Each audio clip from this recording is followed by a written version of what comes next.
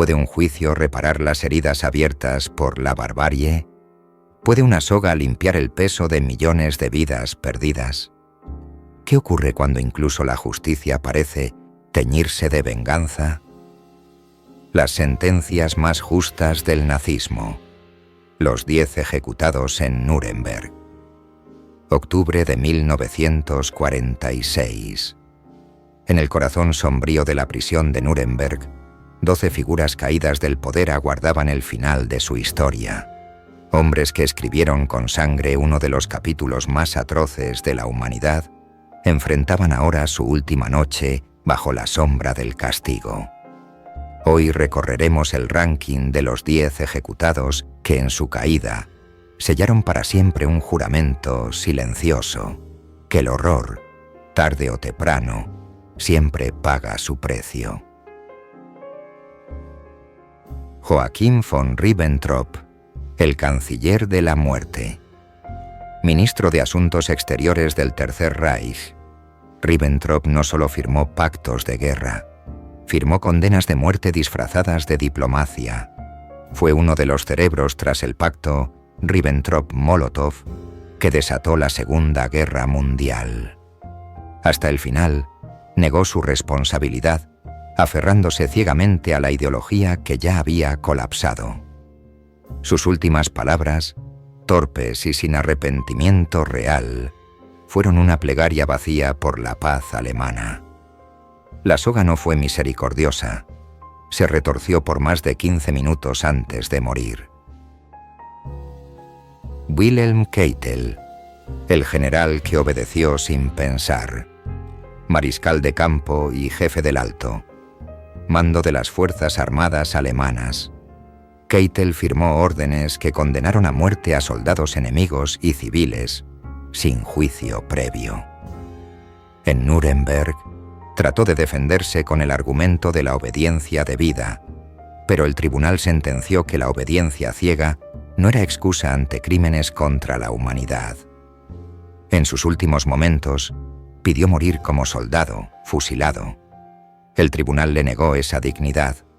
Cayó torpemente en la horca, golpeándose contra el cadalso, antes de morir asfixiado. Ernst Kaltenbrunner, la mano de hierro de las SS. El más alto miembro de las SS juzgado en Nuremberg. Kaltenbrunner dirigió la Oficina Central de Seguridad del Reich, supervisando arrestos, deportaciones y ejecuciones masivas. Su rostro marcado por cicatrices parecía encarnar la brutalidad misma. Durante el juicio, culpó a subordinados y alegó ignorancia. Nadie le creyó.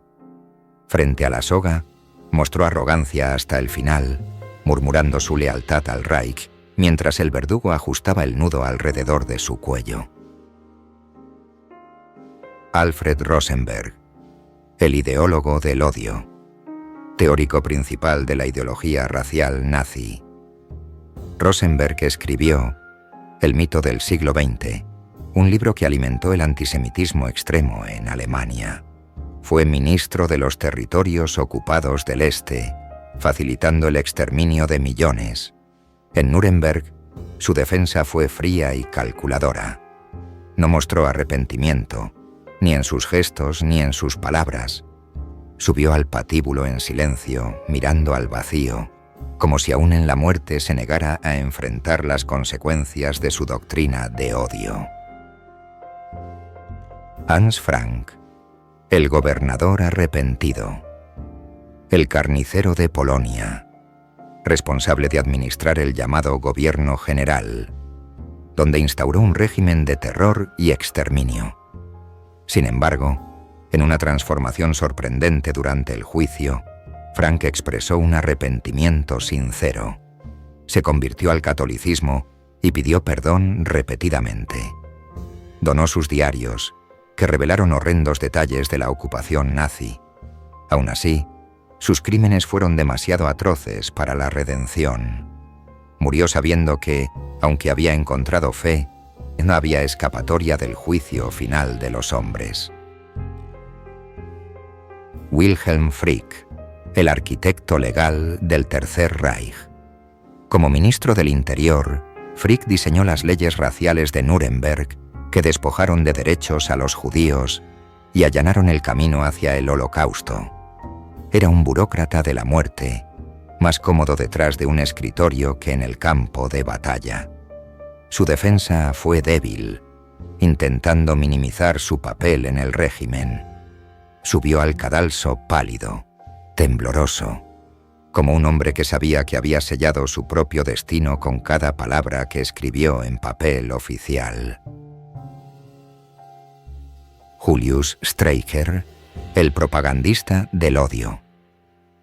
Fundador y editor del periódico Der Stürmer, Streicher fue una de las voces más venenosas del antisemitismo nazi.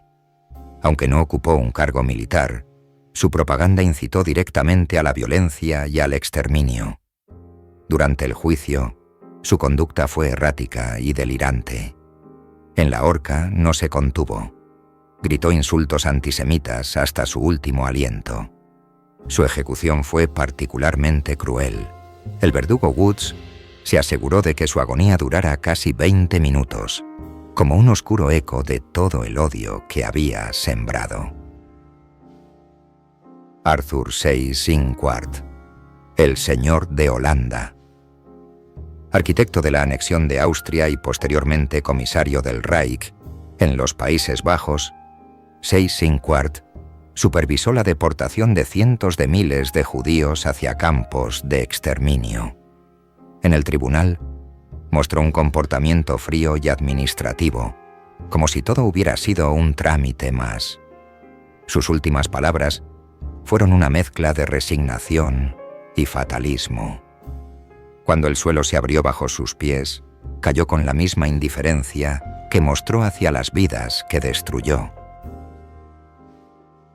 Alfred Hodel, el estratega de la matanza, general y principal planificador de las operaciones militares del Tercer Reich, firmó órdenes que permitieron la ejecución sumaria de partisanos y rehenes civiles. Jodl insistió en que solo había seguido órdenes, pero el tribunal determinó que había sido parte activa en la maquinaria del terror. Se despidió del mundo sin una palabra de arrepentimiento. Su caída en la horca fue torpe y humillante. Luchó por respirar durante largos minutos antes de finalmente sucumbir. Fritz Sauckel, el esclavista del Reich. Responsable de la movilización forzada de millones de trabajadores esclavos desde toda Europa hacia Alemania.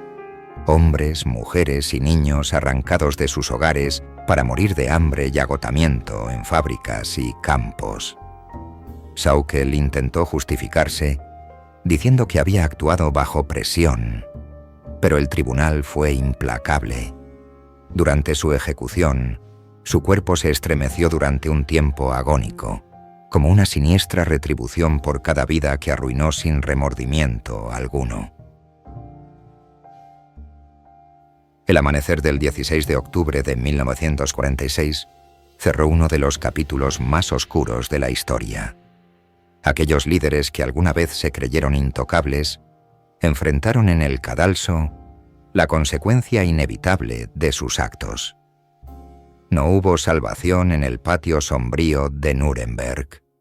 Solo la fría justicia que, aunque tardía, llegó como eco de todas las voces silenciadas. Cada caída marcó no solo su fin, sino también un recordatorio eterno. El mal, tarde o temprano, siempre paga su precio. Si quieres seguir descubriendo las historias más impactantes que marcaron al mundo, suscríbete al canal y activa la campanita. Mantengamos viva la memoria para que jamás olvidemos y jamás permitamos que la historia se repita. Hasta la próxima.